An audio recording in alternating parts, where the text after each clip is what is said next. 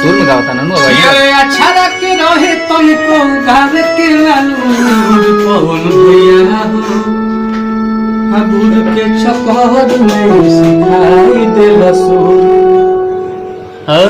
काशी भोलेनाथ वाला बहुत तो हवा दानी करे लगान हो।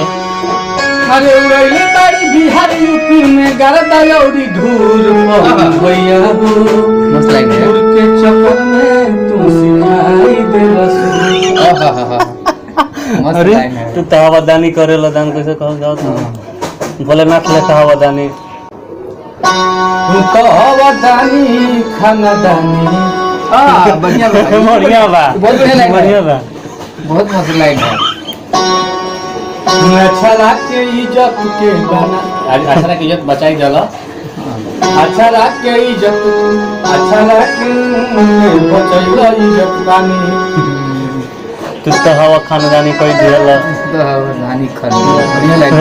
अरे अरे हली पकड़ बनैला करीना कपूर पवन भैया हो दूध के चक्कर में सिखाई देला सुर।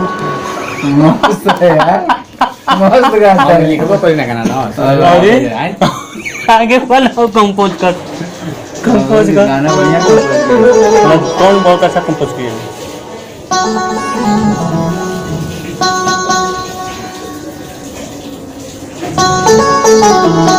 रिकॉर्ड करता है ना रिकॉर्ड करता है ना हमरा के दिया तो हां लास्ट ना दिया तो ना परमिशन बा विश्वास धीरज हमनी के कभी कभी सुनल जे बढ़िया लागेला।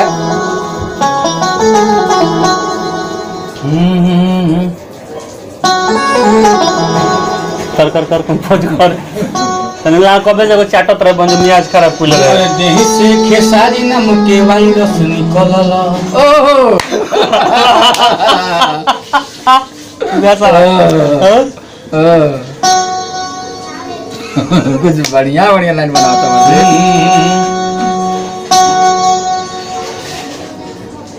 अब फसल आवाज के तू क्लियर कई दिहल।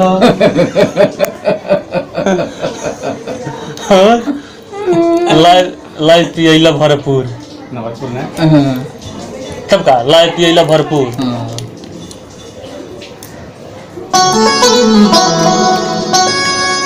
कि अरे ले जाके कोपचा में खियला चना चूर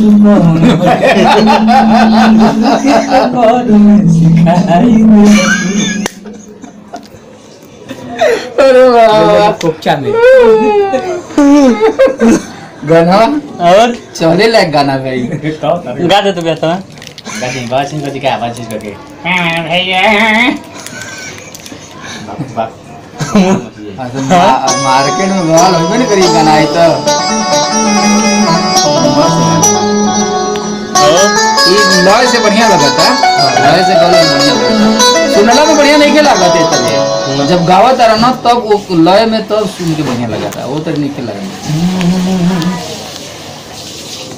धुन बनाता ना वो कह धुन को जब आवता तो सुन किया जाता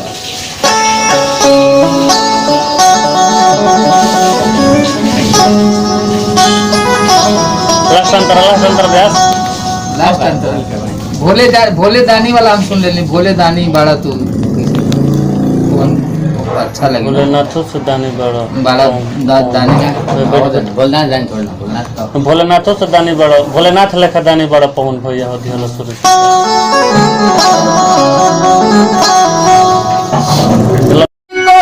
गावे के नालूर पवन भैया हो गुर के चक्कर में सिखाई देहला सुर पवन भैया हो।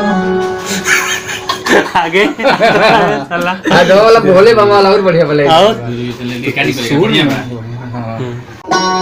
रहली पे सुर तू तो भर देला सुर पवन भैया हो।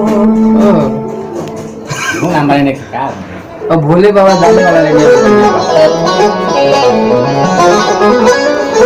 तू तो हवा दानी